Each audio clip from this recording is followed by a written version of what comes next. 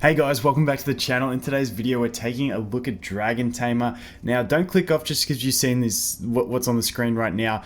There is a lot more to this game. It's actually really nice. Now, it is currently in a soft launch phase or a beta phase, but the progress will not be wiped. There's 2 servers for it so far. I'm thinking in my head that they'll put another server out at global, so I'm just cruising on this one until global, and then I'll probably make an account on the fresh server that I'm not sure that they will make. But this game, it's a combination of the sort of breed dragons, put them in habitats, that sort of thing, get food, feed them, all that. But then it also has like RPG combat, like turn-based combat with an idle mechanic. It's got guild battles, all that stuff, which we'll go into all of it. So let's get into it.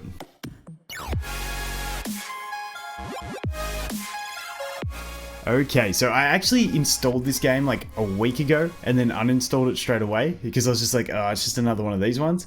But it wasn't until I saw FG3000 make a video on it. If you don't watch FG3000, I'll leave a link to his YouTube in the description. Amazing for keeping up to date on mobile gaming in general. Him and Coolio are the 2 I basically keep touch with for a bunch of just checking out games when I can't be bothered logging into them myself. So I'll leave a link to both of those guys in the description. Got a bit sidetracked, but here we go. So the basic gist of it is you have farms here which you're going to farm up and get your tomatoes that you're going to feed to your dragons. When you have habitats, you have to have a habitat to be able to put a dragon down, and the dragons in the habitats generate gold over time for you to go ahead and spend.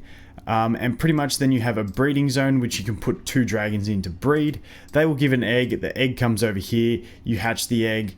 Let's hatch this one. This is an elite egg. And ooh, that looks kind of cool. You hatch the egg and then you have to place them, like I said, into a habitat. And then they sit there. You unlock them. And then that's pretty much it. Then you level them up, breed them, get more eggs, breed them. And go on like that. Now there's common, uncommon, rare, elite or epic, I never know, and then legendary dragons. Unfortunately, we can't have a good look at the dragons. Like this Hydra looks wicked. I can't wait to get that. But unfortunately, they are grayed out at the start, so you've actually got to get them before you can see what they look like in here. I don't know if there's another way to see them, but yeah, it's they look pretty cool. So that's that. So we can show you some of my dragons that I've got. This screen does bug out a fair bit in BlueStacks, so just letting you know it may bug out. Who's like this one? This Chimera is pretty sick. I really do like the dragon designs in this game. They're actually they're really nice. They do good like melds of the elements. So if we look at this guy's fire and grass, and as you can see, he's sort of like that grassy type look with the fire. I don't know, I reckon the designs are really cool. I actually think this is the type of game that Digimon should have made. They've had 2 failed attempts at failed in my one man's opinion, failed attempts at a mobile game. This would have been perfect because Digimon is all about breeding eggs and doing all that. The only downfall to this game I can see is that it is only dragons. Some people might like other stuff, but I'm pretty cool with dragons, so I'm cool with it. So that's the basic gist. You grow food, you feed your dragons, they level up, and then you basically breed some more and go again. So I'm going to go here, I'm going to go breed. Now that I do have that one that we just placed, we're going to go ahead and actually level this one up. As I said, BlueStacks doesn't like this game too much. I might have to try it on LED player or something. Okay, screw it. We'll just deal with this for now. We're just leveling it up. Yeah, BlueStacks. I've never had an issue on my phone, but BlueStacks always does this. So big rips. So as you can see, you level it up, it evolves, change appearance. Now, because how many things left? Ooh, this egg. We'll hatch this one. That'll happen before the end. So we can go breed here. And now that I've got the 2 elite ones, because I want to breed 2 elites because I'm not completely around the evolution tree, but I think that the higher up you go, so I've never seen these 2. That's the other thing. Okay, so with the eggs up the top, when you go to breed, it'll show you what possible eggs you can get. If you haven't obtained the egg before, it won't show you it. The ones that you have obtained before, you can click them and find out what rarity they are. The other ones you can't click, but like I'm gonna get more in depth into the game because I'm really enjoying it. So yeah, you can actually there would be a way to find out. That maybe I'll make a breeding chart eventually, depending on how ham I go on the game. But I want to try and get some legendary eggs, so we're going to go ahead, put those two in. Like I said, it's the first time I've had two elites, so we're going to click breed. It's a 4-minute breed, this one, so it's going to be like an uncommon egg. What I'm going to do is I'm going to blow these 2 diamonds just to show you guys. So we're going to get that, and it's going to give us that one, which is an uncommon. So really bad egg. Doesn't matter. We can use that duplicate later on anyway. And then we're going to go ahead here and breed again. Do the same thing with those two, see if we can get a longer breed time. 20 seconds, 30 seconds, that's going to be a common. So as you can see, different rates. I don't know the exact rates. I don't know if it actually has a info. I don't think it has like how long each thing is, but we'll be able to work that out. I think the breed time was like 4 hours for my elite egg, so a legendary is probably going to be like a day. We'll have to wait and see. Anyway, moving on. Okay, so that's the farm part. Now this is the cool part that I was trying to tell you guys about. We go into combat.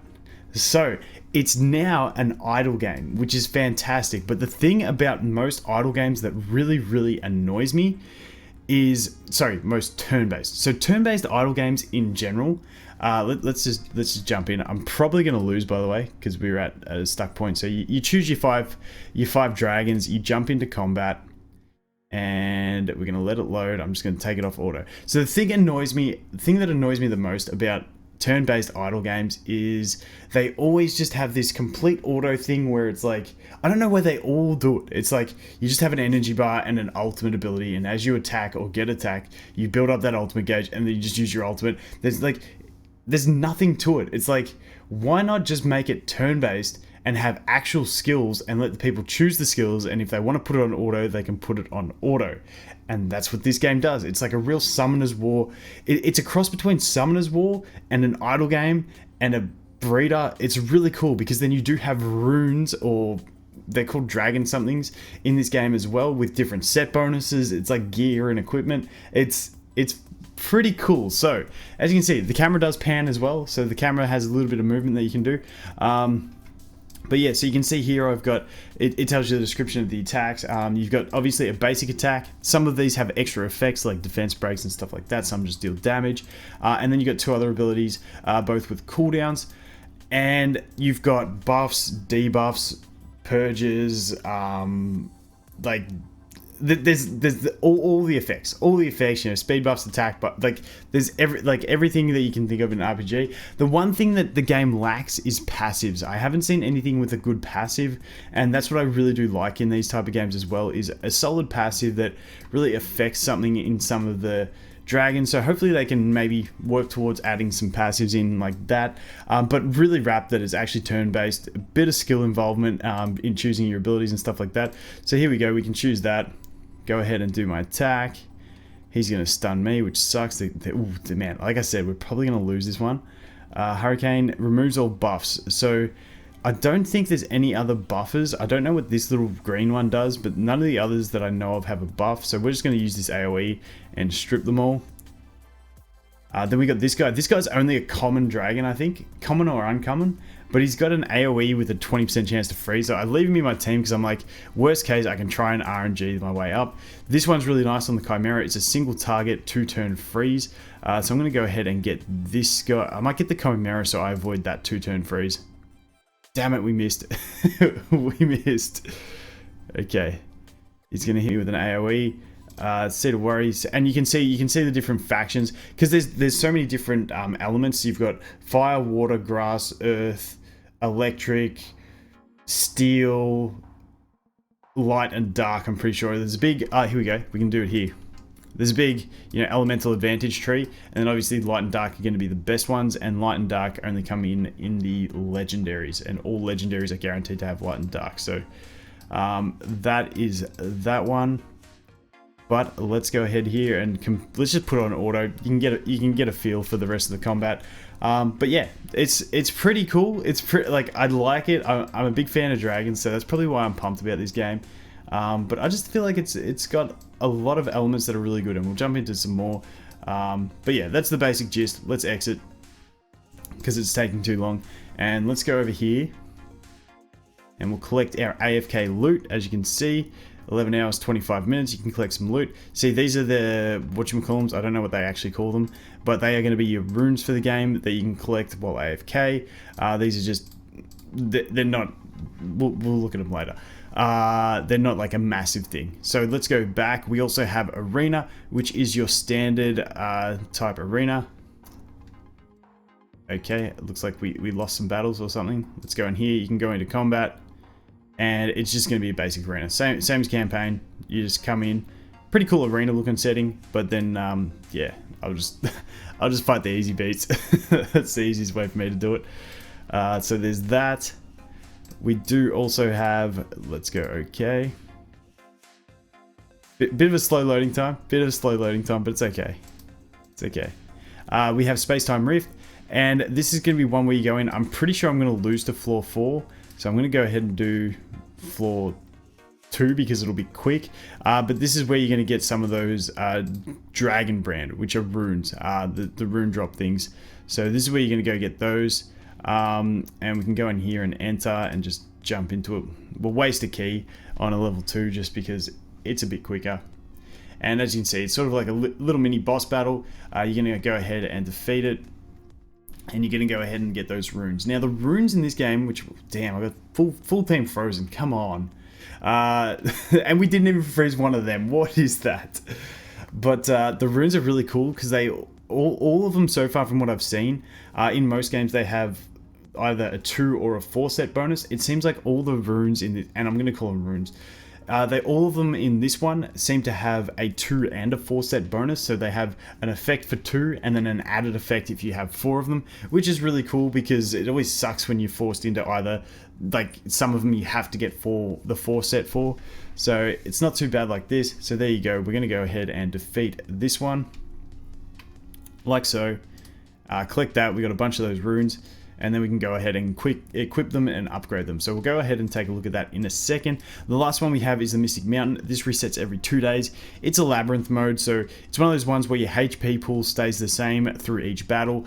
I need a good healer dragon. I don't have one, and you're going to go through and unlock the chests as you go and get some goodies every 2 days. So that's pretty much that. Like I said, it starts off really easy, so we'll just dump my team in there. As you can see, we can see health pools as well, because they do maintain. But as you go, load screen's just a little bit long for my liking. That one wasn't too bad. But yeah, they start off really easy, as you can see, but they do get a lot harder. I think I got through about 7 floors on the last reset, but you know, I've powered up a bit since then, so hopefully we'll do a bit better.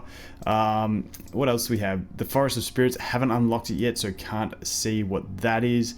And then as we go around here, we've got the guilds. Like I said, the guild, if we go to event, you've got an alliance boss, which I'm not going to jump into it, but it's basically you fight that boss. It's got an endless health pool that keeps refreshing, and you get more rewards based on how much damage you end up doing to it. So that's pretty basic for that one. Alliance Warfare. See, we're still in deployment phase. Let's see if we can see mine. I think I deployed. Here I am down here.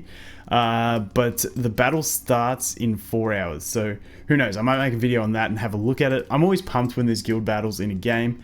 Then we have this one here, which is the Dragon brand place, which is where you're going to get those runes that I was talking about. So as you can see here, this one, the Frere, dude, I suck at words.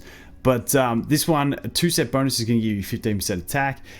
A 4 set bonus is also going to give you, so you keep the 2 set bonus, but you also gain 10% damage for every 20% decrease in the target's HP. So as they get lower, you're going to deal more damage.